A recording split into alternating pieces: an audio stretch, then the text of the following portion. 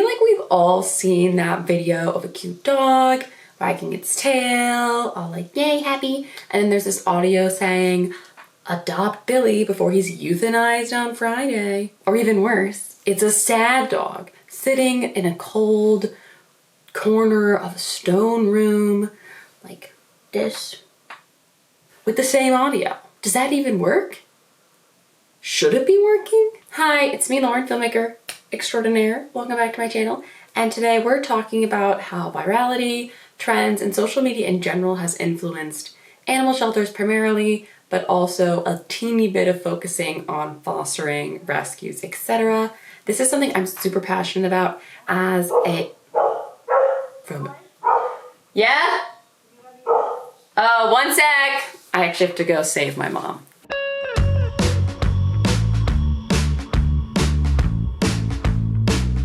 My mom has been let into the house.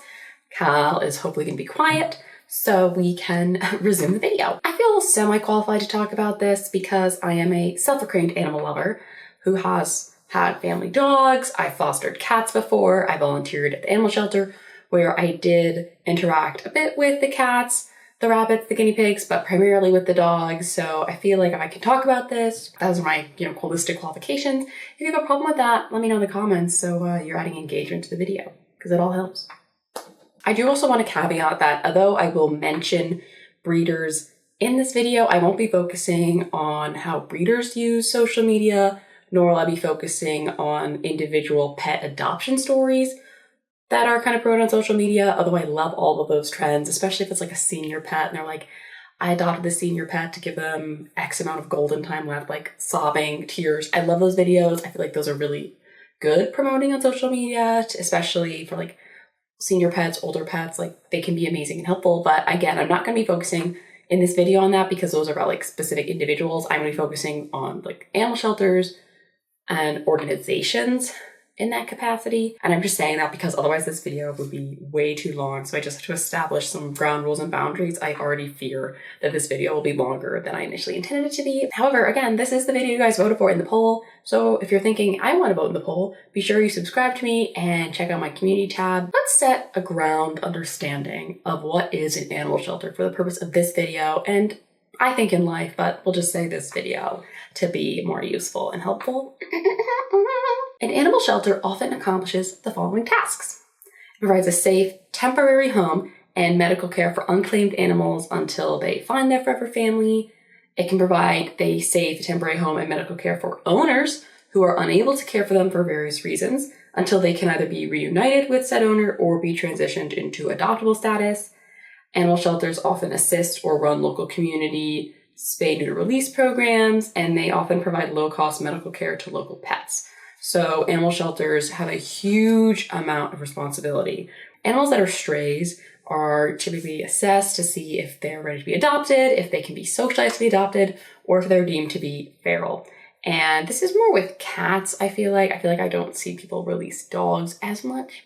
Maybe that's different in other states, but I feel like where I've lived, dogs aren't really released in the same way, versus cats might be released with a little docked ear to show if they've been neutered or spayed, spayed for females, neutered for males, and that's basically they bring the animal in, they probably give them some kind of tracking number, potentially clip the ear, fix the parts, and send them back. Shelters can be involved with that because obviously if we're not producing kittens, there's lots of kittens that are then found on the street and then can be found homes for or have to take care of. So it's just kind of reducing that intake population before it can get anywhere, basically. Preventative care. When you think of an animal shelter, you probably think a place that has dogs, cats, bunnies, guinea pigs, maybe hamsters, maybe mice, but they can have birds, rats, chickens, turtles, like kind of whatever. At least for the Burbank Animal Shelter where I was volunteer for, because it was a city shelter, they had to actually accept any animal that was found in the city of Burbank, and then they would try to find a place for it. So even if someone was brought in, say, like a raptor, that raptor was not eligible for adoption. It was sent to a raptor trust. But technically the shelter was responsible for getting the animal to the trust and like kind of taking care of it until it could be handed off. So there's a lot of higher level responsibility that animal shelters can have that the common folk are not privy to and not part of. Animal shelters, also more rescue organizations, but not breeders. These are nonprofit organizations. So they rely on really monetary donations to keep running. They also, of course, appreciate donations of time, supplies, etc. But these organizations, like, they're not making money, really. Like, they're any adoption fees are going right back into the shelter to help buy food, provide medical care, provide equipment, etc. for all the animals that are still at the shelter, because it's really expensive. If anyone's ever had a pet, or you can just walk by the pet aisle, like, wow, dog food, cat food, it adds up. And it especially adds up if you have hundreds of animals within your care circle, whether they're being in foster care, if the shelter provides food, because sometimes for foster shelters will provide food, sometimes they don't, it kind of depends. But for the animals in the shelter, they're definitely providing food. Some animals have special diets that need to be cared for. These expenses really add up. So the cost of a shelter can be enormous, really, and it really depends on their local community, maybe fundraisers, what they're able to do. A lot of shelters will have a very small amount of kind of base staff and then rely a lot on volunteers to kind of keep things at a manageable level. So if you're interested in volunteering at a local shelter, you should definitely Google shelters near you and see if you can volunteer. It can really be really rewarding from personal experience, and also just be really helpful to your local community and to the local animals who are nearby who need your help. This might be an obvious note, but the longer an animal is at the shelter, the more expensive that animal becomes. So whether or not they have extreme medical care or a special diet, the longer at the shelter, you just have to keep paying for food. You have to keep giving them the vaccines every year. So a lot of shelters will kind of discount long-term animals at some point during the year, if not the whole year. And the shelter does sort of eat that upfront cost if, say, they're 50% off, but then they're obviously not paying additional costs down the line for that pet. And they're just trying to make them seem as desirable as possible to anyone who might be visiting the shelter. And I think that's really good, because sometimes I think people can get a bad understanding if an animal's been at the shelter for a long time. They're like, oh, something must be wrong with that pet. And that's really not the case. There's a lot of factors why an animal may be at the shelter for a while. Potentially they were surrendered or turned in or found, and they had a medical issue. So they were actually taken into the shelter very early, but they may not have even been accessible to be adopted for a long time. But that information may not be easily understood or anything, or maybe an animal just kind of, especially larger animals, may be adopted at a slower rate because less people have space for a larger animal. But that doesn't mean that say, large dog is not a great dog. In fact, I think pretty much all dogs are great dogs, or at least good boys, good girls, good boys, you know what I mean? But yeah, anyway, I'm off on a tangent. Let's get back to the focus of the video. This might be an overly positive idea of shelters, but I truly believe that animal shelters really want to find the best home for pets. Depending on where they are, there could be more pressure from cities, states, whoever kind of is overseeing that shelter, to try to get more animals out of the shelter faster. So different shelters will have different kind of interview standards for potential adopters, but really it doesn't help anybody if an animal gets adopted out too fast and then they end up getting returned because it wasn't a good fit.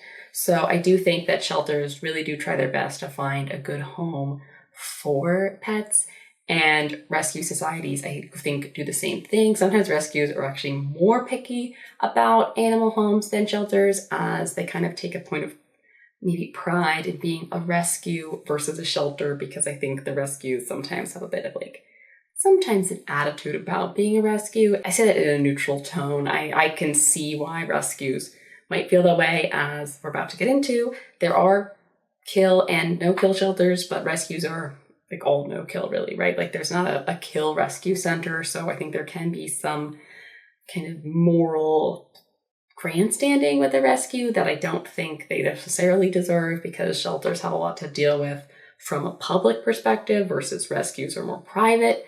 So it's very complicated, but either way, a shelter, I think, just like a rescue, really wants to find the best home for a pet, and they just may have less options than a rescue may have. I don't want to imply that I don't like rescues.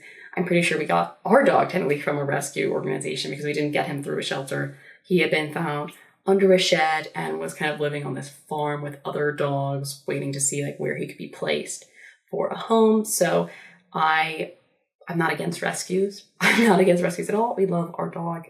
Yay, Cal, my little prince. It's just to say that I think shelters can get a bad rap for a few things that rescues just don't have to deal with. So they can't get a bad rap for those things because they don't have the pressures from like a governance that oversees them. I really need to stick to my notes, but there's just so much I want to say about this topic. I would also like to express, before any animal shelters, rescues, breeders, etc. get mad at me, that although I will be citing specific sources, my personal opinions on animal shelters, rescues, or breeders are my opinions only. And if you're upset about my opinions, maybe think about why you're upset about those things before you attack me. Before we get into the pity marketing part, we have to understand the pity part, and that comes from really the euthanasia. So there's kill and no-kill shelters. And I would also like to specify something about no-kill shelters, because I think a lot of people think that a no-kill shelter means no killing at all. That's not true. In fact, there is no explicit law or rule that defines what a no-kill shelter is. Typically, a no-kill shelter means that 90% of the animals that go through the no-kill shelter are placed in a home. So that leaves 10% of animals that could be euthanized for whatever reason. Now, these reasons could be medical reasons, behavioral reasons. Typically, a no-kill shelter is not going to put down an animal because of space reasons, versus potentially a shelter that maybe someone would call a kill shelter. I don't really think that's the right term for it. Maybe just like a no-kill shelter. They may have space issues for pets, which is, again, a huge reason why, if you're thinking about fostering, you should foster, because that's a great way to free up space in the animal shelter. So that way the animals that have been there for a long time get more time, a bigger chance to find a home, more socialization time. And yeah, it's a win-win all around, really. So if you're upset about animals that have time limits to be adopted, think about fostering. Maybe you're not able to adopt. Maybe it's too expensive to adopt. It's often much cheaper to be a foster, because usually at least medical costs are covered, if not food costs as well. So again, look into that, please, because it is sad to think about animals being put down, especially for a lack of space. I was very happy that the shelter I volunteered at, they didn't have that. They technically would have counted as a no-kill shelter, but they actually didn't advertise as such, because they do sometimes have to put down animals for medical reasons, etc. And I think that it's important to understand that an animal shelter often has no choice, depending on their kind of state rules and also how much money and funding they get. More shelters in affluent areas are able to not have to put animals down versus animals that are in shelters that may have less donations coming in. So I think it's very important that we don't judge shelters for the choices they have to make, because these are difficult choices, and everyone who works at an animal shelter loves animals. No one decides to work in an animal shelter because they don't like animals and they want to see them suffer or have to be put down. That is so not the case. Everyone is there because, again, they're not making much money at shelters, even if they're not a volunteer, right? Like they're not making a lot. They're putting a lot of time and heart in to trying to give animals a better life. And it really is, I think, not acceptable to be bashing any shelters or any individuals in comment sections on videos or posts, attacking them for the really difficult choices they have to make in putting animals down, instead of pushing negativity on that. Instead, try to bring positivity to the situation. See if you can foster, see if you can donate more so they have more resources to be able to keep animals for longer and provide more to fosters. And I just think it's a better method to see what you can do versus focusing on what others can't do. Now, I hope I have established some sense of animal shelters, specifically what they do, what they're responsible for. So now we can really get into why you may have tapped on this video in the first place, to get into the animal shelters and social media connection. Social media has obviously been huge for promoting the residents at animal shelters. Huge. I mean, there's not enough words to express how big of a deal social media has been for animals. Before social media platforms, animals might be on a specific website for a shelter. They might be on a local flyer pinned somewhere, and obviously they were at the shelter. So people would have to do a lot more seeking out information on animals to find them, whether they went in person to the shelter, they specifically went to that website, or maybe they happened to be like at a community center and saw a bulletin board with some information about animals. But they had to do a lot of the work themselves to find information, versus social media pushes information out to people who may or may not be seeking it. Obviously, we have algorithms, they might know who might respond better to this information, but I mean, you could just be scrolling on social media and you're watching TikTok dances and all of a sudden, there's Rufus the cat who is a grumpy senior who has a heart of gold. You know what I mean? Like, you're just kind of interacting with daily life, and then you see more animals on social media than you would have seen before. And I think that is really amazing. In the mid-90s, Pet Finder was introduced, and that's a website that if you have ever thought about a pet, you may have found yourself on, browsing to see what animals are near you, and that has a lot of filters. So this was a way that for the really kind of the first time in a mass scale, people could look for, say, a German Shepherd puppy near them, or a female calico. I think most calicos are female, actually, but you know what I mean. They could look for animals in a more specific way than kind of before, where they just kind of had to wing it. And this is a way that people don't have to leave their homes, right? They don't have to go anywhere to be informed about local animals nearby or animals across the country or even across the world. With social media, you can see a video of an animal, say I'm in New Jersey, I could see an animal who's in Missouri or Texas or Arizona or wherever. And it's like, oh my God, like they're right there. Or, sometimes I see an animal there in Pennsylvania. It's like, it's kind of close to me. Like, you can kind of think, wow, maybe I could get this animal. Or, you see people being like, oh my God, I wish I was nearby. And it's just all this new information has been really pushed upon us in a way that we never had to dig it out. We don't have to dig it out anymore. And people who may not be consciously thinking of a pet might get some, subliminal messaging here and then decide, actually, I do want a pet. Because they're being advertised to us. And like every advertisement ever, they're hoping that with, repetition, hopefully you decide to buy, you decide to see the movie, you decide to go to the theme park, you decide to go to the shelter, you decide to adopt an animal. And it's advertising. And I'm not against that. Obviously, they need to advertise the dogs or the cats or the bunnies or whoever, because otherwise, how are we going to know who they are if we're not actively seeking it out? And let's be real, a lot of people are really busy, or they like vaguely think, oh, what if I had a pet? And then they immediately move on with their lives. Versus if they're like, oh, what if I had a pet? And then, 2 hours later, they're on Facebook and then they see, oh my God, it might be the perfect pet right there for me. It's like God has seen that you thought about it. And it's maybe God, but it's also the social media algorithms and also things that just go viral. They push out to a lot of people.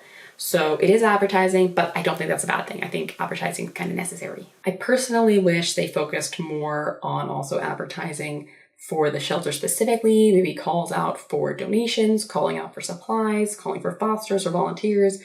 It's not to say that they never do posts like this. I've seen them, but much more frequently it's about a specific animal. And I think that although those posts are more likely to go viral and get that attention, there might be some more impact on a more broad scale if you're calling out for not a specific animal and just a shelter as a whole, because maybe someone can't take in a cat, but they could purchase some litter from an Amazon wish list. And these are just, just like spitballing here.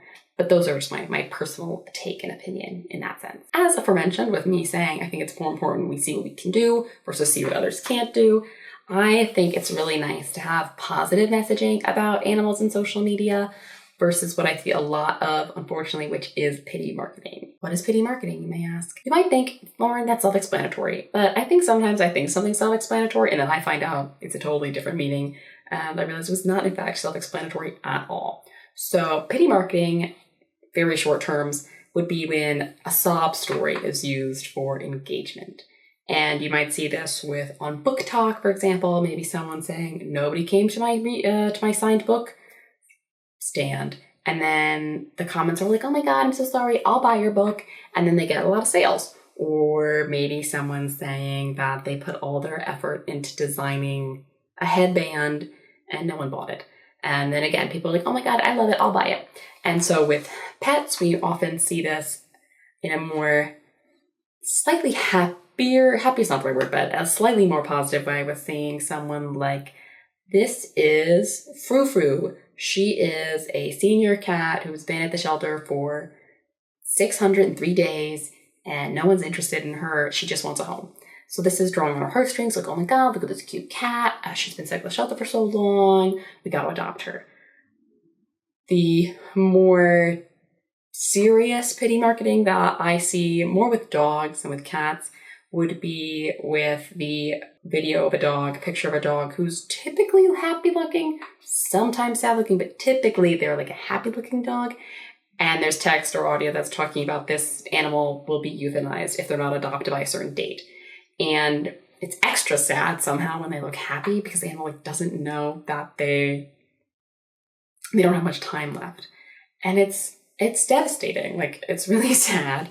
And I see these videos and like I am moved. Like, the pity marketing is working because I want to take this animal home. I want to give it love. I don't want the animal to die. Like, you know, he or she, whatever, like, they didn't do anything. They were just born and in an unfortunate position where for some reason they're at this shelter and that shelter doesn't have the resources for whatever reason to care for them anymore. And this is like the last sort of ditch effort, putting out these social media posts saying like, we're on a timeline. Like, this dog has a very limited amount of time. Like, please, can we find them a home? Please, please, please.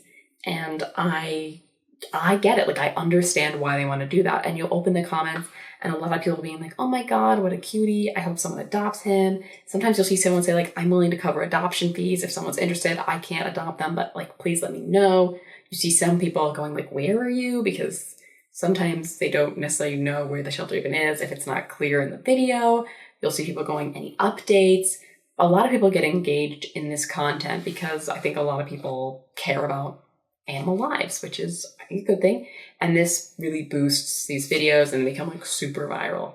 I will say not every video like this will go viral. And that's something that I think is interesting because there's really no difference between like a dog that will go viral and a dog that doesn't go viral. Like, they might probably look different, and that's probably what it is. If they look different, if someone thinks a dog's cuter than another dog, or there's like the ugly rat dog kind of vibe where like a lot of people love kind of like the ugly rat dog. Anyways, this marketing is like, you know, pushing it out there, but it's hard to know if this even works really. Like, sometimes they get adopted, but sometimes they still don't.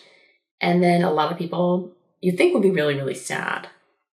But I unfortunately think a lot of people, they're sad when they're looking at it. They might be sad a little afterwards, but after they've scrolled away and they're doing something else, out of sight, out of mind. Like, it was a big thing. It gets hopefully people to maybe click and engage in a comment versus when it's a book or a product, people might get engaged and decide to buy right then and there. I do think people should think a little more for pets, even if it's with someone saying like, this animal has X amount of time left to live. I do personally think that if you're about to take a pet into your life, you should think longer than a few seconds if it makes sense, because a pet is a huge responsibility. And this is one of the reasons I sometimes don't like that kind of pity marketing with the time limit. I think when it comes to like an animal who's been in a shelter for a long time, that works a little more for me because you feel bad for the animal, but you still have a little bit of time to think, do I have the money for this pet? Do I have the time for this pet? Do I have the space for this pet? Am I willing to accommodate my schedule? Because you lose a lot of flexibility if you have someone you're responsible for. And that is a pet. Like, you are responsible for a pet. And of course you can put them into daycare or boarding or whatever, but you have to be able to afford those things. So I do sometimes feel like the time limit pity marketing can maybe cause people to potentially act without thinking as much, which is concerning because that might end up with that animal being in a similar position later. But I do think overall more people, because their option is really adopt this pet or not, maybe someone, they can't adopt the pet, so they might share the post, they might comment, they might like it, and then they move on. And I just don't know if that's really a useful tool for the animal at the shelter and the other animals that didn't get focused on in that video. I personally wish that these posts would also say things like, if you can't adopt, please donate, do something, a call to action other than adopting or interacting with the post specifically, interacting with the shelter, because I think that can help that animal indirectly and all the other animals at the shelter indirectly. I also wish I knew if people who see this content decide to act in the physical IRL world, do they look into shelters near them? If they want to donate money, do they consider donating money to a shelter close to them? Do they look at the animals at their shelter? Or is it, again, just something that they're doing rather passively online and calling it a day, calling that activism? I also would like to say that there are obviously a ton of people who do act, who do adopt, who do donate, who do foster, who do volunteer, etc. There's a ton of those people. I just think that when you see a post that's gone viral and has maybe over 1 million views or likes, or even in the hundreds of thousands, how many of those people become the people who act? And if someone somehow knows, because there's really no way to know as far as I'm aware, I just think it'd be really interesting to see how well these posts are really working to get something officially happening, or if they're just causing virality on the internet, which can be really useful and has been known to be huge jump starts for people and organizations, but it can also just be a couple quick hits and then kind of putter out. So I just would love to know kind of the sustainability and use of a viral moment for a long-term productivity and good when it comes to animal shelters. I sort of mentioned this already, but I just wish we had more preventative means to help animals other than these last-minute Hail Mary Band-Aid solutions of please go viral so someone will adopt you. Because again, some animals don't go viral, and I personally think that all animals deserve the same amount of love and care and family and homes than the other ones. This is not Animal Farm where some animals are more equal than others. All animals are the same amount of equal, and but they're not all going to go viral. We need to think as a society, how can we put less animals into shelters? How can we have less animals who need to be rescued? How can we have less animals who need to go into foster care to save their lives? And I think this kind of goes back to the idea of certain breeds being pedestaled, typically in today's era, for kind of being trendy. I know that bulldogs are really in right now.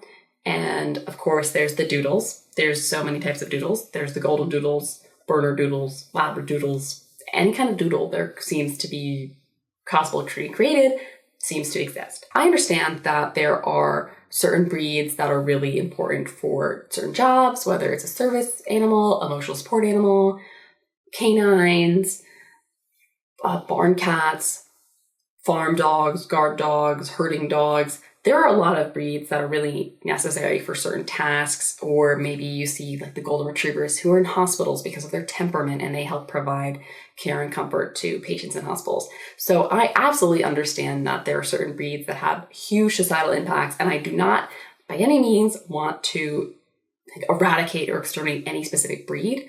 But what I do have a problem with is when kind of a breed gets really popular, basically because of how the breed looks, and that becomes the it breed to have because it's aesthetic or trending, for whatever reason, because then people aren't really doing their research, and you see people who get a husky because huskies are beautiful, and then they're like, this husky is so loud. Also often high energy. You'll see people who may get a Belgian Malinois because they see one video of the dog doing an insane physical feat and not think about the fact that those dogs need insane amounts of exercise. They might get an Aussie or a Collie, and because they're so cute, those dogs are really smart and high energy, and they really need tasks of some sort or mental engagement, or they can cause a lot of havoc in the home. Cats, maybe think, oh my God, I want a Maine Coon. They're gorgeous. Maine Coons are huge, huge. People are not necessarily doing the amount of research that they need to do. They just get a pet because it's trendy. What's even worse is that a trending animal will cause a huge surge in demand, and a reputable breeder cannot match that demand, their supply, and animal shelters and rescues also cannot match this supply. So what is often horribly the solution are backyard breeders, puppy mills, and kitten mills. And these are places that are all about profitizing animal lives at pretty much all cost. They churn out whatever breed is trending right now, and they're churning them out by abusing the parents of those kittens and puppies to sell them at large prices. And it's disgusting. It's despicable. And this is not saying all breeders like this. There's a lot of reputable breeders who are, verified, have a lot of evidence to show that they are ethical. Especially you might see a breeder that only has 1 litter or 2 litters a year, right? Okay, they're probably not, that's not churning them out, right? So I do not want anyone to think that I'm saying, say if you're a breeder, I am not bashing, you. If you're a backyard breeder, I am bashing you. But I am not necessarily against breeders as a whole, but I'm absolutely against backyard breeders and puppy and kitten mills. And I am going to start talking a little bit more in detail about some of the abuse that these animals get at such places. So please skip to the timestamp I will put on the screen here if you do not want to hear a bit more about animal abuse. As per Animals Angels, while responsible breeders understand the importance of the parent's health and careful genetic pairing to produce strong litters that will improve the breed, the operators of these puppy mills eschew quality in favor of quantity. Without the proper husbandry practices being followed at these mills, serious genetic flaws spread through the breeding pool unchecked. More important is the abuse that runs rampant at these facilities. Overcrowding, disease, and inadequate access to even the most basic veterinary care are prevalent in these types of operations, leading to widespread cases of horrific negligence and malnutrition. Untreated medical conditions such as tumors, birthing complications, respiratory infections, flea infestations, heartworms, and digestive problems are all common side effects to the lack of care in the unsanitary environment. Stuck within the confines of these germ-filled warehouses, the dogs are simultaneously deprived of exercise and grooming. Many of them are forced to live either on wire or slated floor that cuts into their paws and legs, leaving wounds to fester into cysts and infections. Often the cages are stacked in columns to save space. When this happens, all of the waste from the higher cages falls on the pets below, further leading to the spread of disease. Ventilation is often poor, the overall habitat is a cesspool of filth with minimal to no lighting, no access to outdoors, and barely even room to breathe. Many dogs spend their entire lives, from birth to death, crammed in these conditions, never once feeling sunshine on their face, feeling the grass beneath their feet, or breathing a single breath of fresh air. The females are used as little more than housing units for puppies. They are rarely given adequate time for recovery between births. Once they are physically depleted to the point where they are unable to reproduce anymore, they are often killed and disposed of to make room for new females. The male dogs used for stud fare no better. And although this article focuses primarily on puppy mills, similar horrible conditions exist for kitten mills. I really have no real words to say how horrible I find this. It's disgusting, it's despicable, it's a tragedy as well for these animals that just want love and companionship to be forced into an existence that's barely in existence. And that is why anytime you see someone talk about how they have rescued a pet from a backyard breeder, it's so nice to see that these animals who had endured so much horrible treatment and environment get a second chance at a happy life. So that is really nice, those stories, but it just, please, if you want a specific breed of a pet, please do your research. If you're getting it from a breeder, please make sure they're a ethical breeder, reputable, and they're not a puppy mill. Like they're not one of these places. I personally am an adopt, don't shop person. Both of our family dogs that we've had have been mixes, and we adopted one from a shelter and one from a rescue. And I'm an adopt, don't shop. But as I said before, I understand there are absolutely reasons why someone might want a specific breed. There's also hypoallergenic dogs, hypoallergenic cats, people who get the bald cats because, the fur. So there's tons of reasons why you need a specific breed. And I am not trying to judge you or make you feel bad for wanting a specific breed, owning a specific breed. But if you are not too caring about that, I do recommend going and just seeing what dogs are around at an adoption, for adoption, whether it's at a shelter or if you want a specific breed maybe, and you don't necessarily have the means to pay or you don't want to go through a breeder, look into rescues. Some rescues will have mixes of animals. Some will have, say, a purebred shepherd who was maybe found in an unfortunate situation. So there are a lot of options if you don't want to go through a breeder or you specifically aren't necessarily against ethical breeders, but you really don't want to accidentally support a backyard breeder. So rescues are great for that. Shelters are not so great for finding purebred animals. Sometimes it happens. And when I was at the Burbank shelter, we had 2 Pyrenees come in and the female was pregnant. So they got a bunch of purebred Pyrenees puppies for very cheap because they were just the price of a regular puppy at the shelter. So it's not to say it never happens, but it's much less likely. And that's totally okay. And if you maybe like me want to support adoptions of animals, please look into bestfriends.org. I'll leave the link down below. They have a great How You Can Help page, which is really great for focusing on how we can help animals who exist already versus animals who people are pushing to bring into the world for whatever reason. I do want to just try to quickly put in my general overall thoughts about rescue centers and fostering with social media, as I know most of this video really has been focused on animal shelters. I personally really love the fostering on social media. I think it shows a lot of people what fostering means, and not only the good of fostering, but how hard it can also be when you have to give up a pet because they've been adopted. There are also lots of foster fails that we see, and those are fun. But there's a lot of people who don't do foster fails because for every foster that fails, then they can't foster a new cat or a new dog. And sometimes you see comments being like, I could never give them up. I would love them too much. And this comment annoys me because these people do love the animals that they're fostering. As someone who had 2 foster pets, I loved the animals. But you have to basically let them go to a new home so that you have room for a new animal to foster and change their life, save their life. Fostering on social media helps promote that animal. It helps promote fostering in general. And yeah, I really have nothing bad to say about that. I think rescue societies are also really good on social media. They don't have that, horrible pity marketing vibe to them typically, because rescues, again, have kind of a little more resources and they're dedicated to less animals versus a shelter has to take in all the animals maybe in that city, in their jurisdiction. Rescues don't have to do that. So rescues can be a lot more selective and focus their resources on less animals. I also think they can be really good to promote alternatives for breeders if you want a specific breed.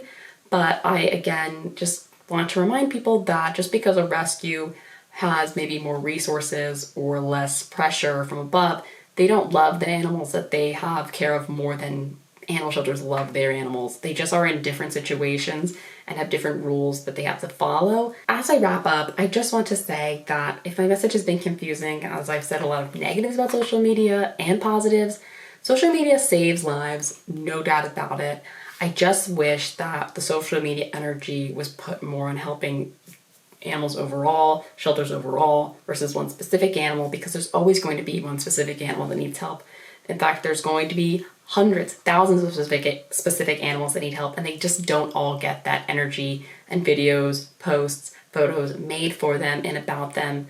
And I'm happy it's made for them, but the animal that doesn't get it deserves that love and attention. Also, just remember that although you might be on TikTok, you might be on Instagram, you might be on Facebook, and see the cutest dog or cutest cat ever in the world, but they're across the country from you, if you go to your local shelter or rescue, you might also find the cutest dog, the cutest cat ever, somehow also right there near you, and you can help that animal today. That wraps up the video. I feel like it was a little all over the place emotionally. It's just a really important topic to me, a slightly sensitive topic to me, and I hope that it has inspired you to foster, to volunteer, to donate, whether it's time or resources or money, maybe even adopt, you never know, because there's so many amazing animals out there that just need chance, that just need a little time, and we can help them.